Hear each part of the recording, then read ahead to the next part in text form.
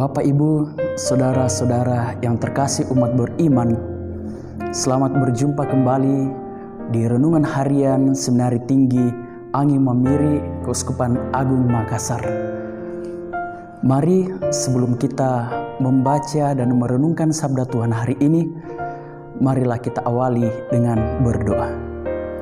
Marilah kita berdoa dalam nama Bapa dan Putra dan Roh Kudus. Amin. Allah Bapa yang penuh kasih, kami bersyukur bahwa kasih-Mu yang tanpa syarat terus-menerus hadir dalam kehidupan kami. Ya Bapa, kami senantiasa terinspirasi oleh sabda-Mu yang terus Engkau perdengarkan kepada kami. Pada hari ini ya Tuhan, kami akan merenungkan sebagian kecil dari sabda-Mu itu. Semoga kiranya sabda-Mu yang kami renungkan bersama boleh sungguh-sungguh hidup dalam kehidupan kami, sehingga kami sungguh-sungguh dapat menjadi pengikut-Mu yang setia. Demi Kristus Tuhan kami. Amin. Dalam nama Bapa dan Putra dan Roh Kudus. Amin.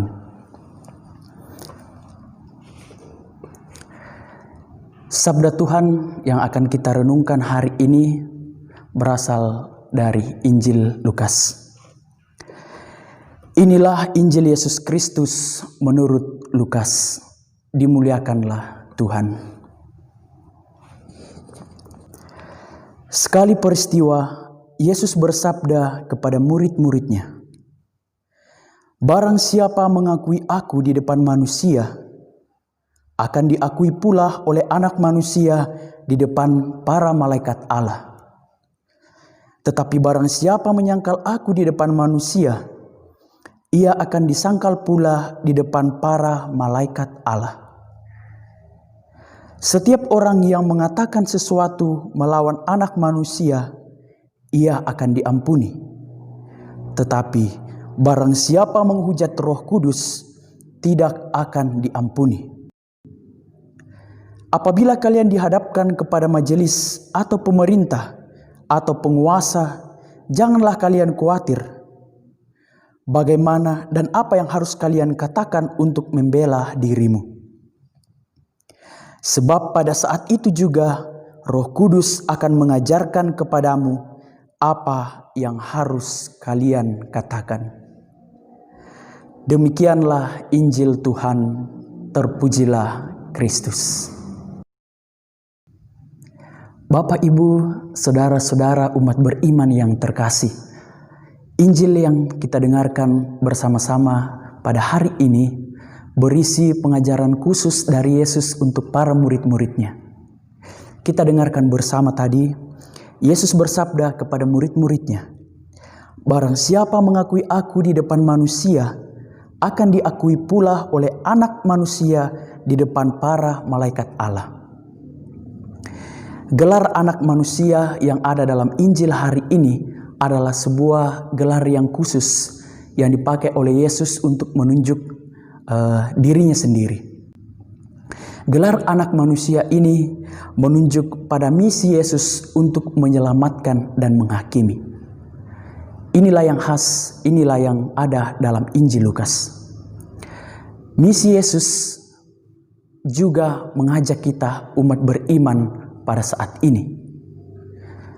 Selain kita diajak untuk turut ikut serta ambil bagian dalam misi penyelamatan Kristus, kita juga diundang untuk hadir dan menikmati buah dari misi penyelamatan itu, yakni berada pada kekudusan. Hadir dalam misi penyelamatan Kristus membutuhkan totalitas dan kesetiaan yang penuh dari dalam diri kita. Kita bisa melihat bagaimana dalam perjalanan kehidupan kita sebagai pengikut Kristus, kadang-kadang kita mengalami ancaman dalam setiap pelayanan, dalam setiap kesaksian hidup kita. Yesus menyadari itu, bahwa di dalam kesaksian, di dalam tugas, di dalam pelayanan kita bukanlah sesuatu hal yang mudah. Tetapi yang menjadi penting di sini adalah kesetiaan dan ketaatan kita sebagai pengikut Kristus yang sejati.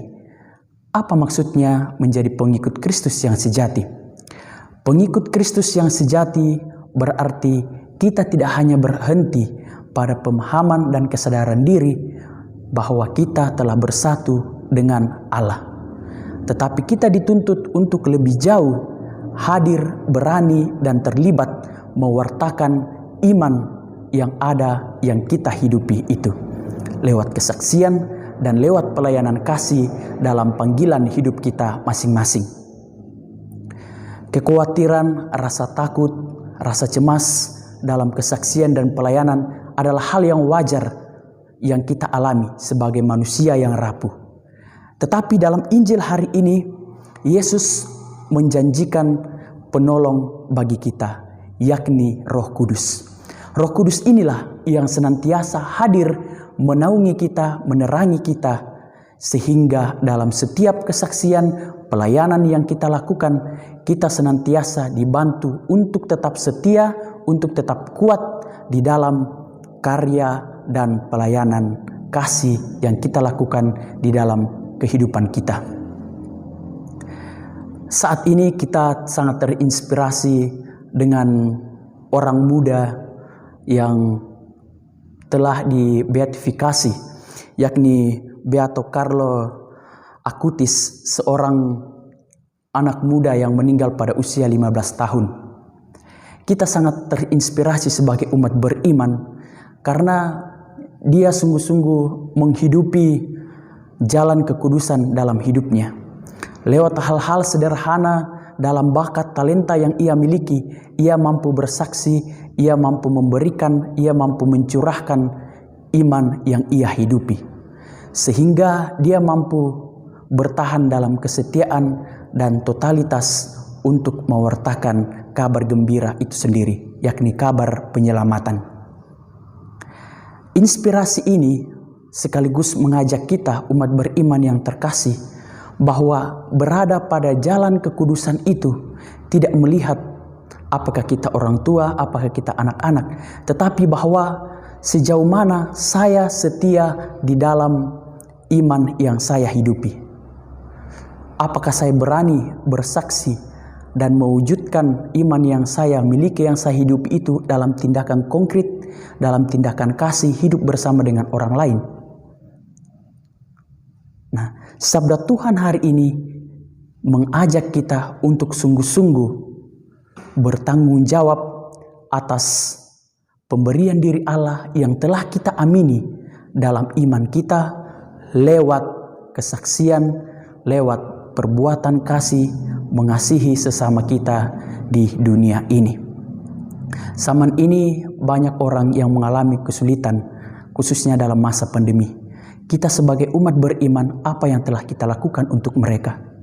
Yesus sekali lagi mengajak kita tidak hanya sampai pada sebuah kesadaran bahwa kita bersatu dengan Allah, kita mengimani Allah, tetapi sungguh-sungguh kita bersaksi dan kita wujud nyatakan iman kita dalam perbuatan kasih.